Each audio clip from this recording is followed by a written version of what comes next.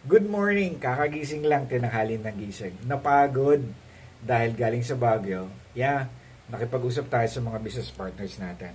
And okay lang yun kahit malayo kasi kampante tayo na alagang-alaga tayo ng Santay Barley. Yes, I'm referring to Santay Barley juice.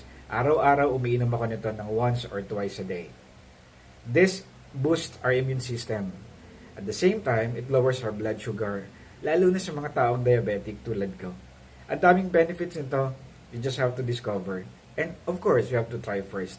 Kagabi nga pagdating ko, uminom pa ako ng kape. Dati pag umiinom ako ng kape, nangangasim ako at the same time, hindi ako nakakatulog. Siguro ganun din kayo, di ba?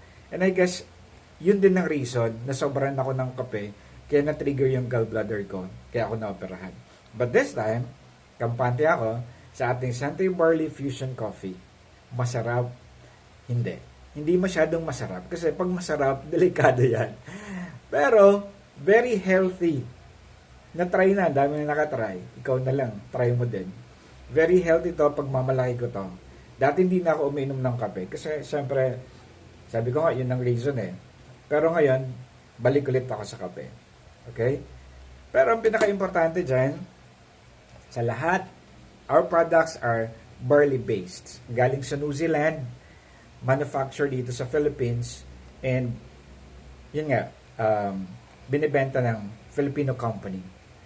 Filipino company na 17 years na. Anyway, kung gusto mong malaman ang maraming bagay tungkol sa Santay Barley, PM mo lang ako. Tutulungan kita. Kasi minsan, kung kailan may sakit na tayo, saka tayo kikilos eh. Dapat, bago tayo magkasakit, inaayos na natin yung foundation ng health natin. Tulad ko, nagsisi, pero ngayon, nakabawi naman. Okay? Have a nice day, everyone. God bless.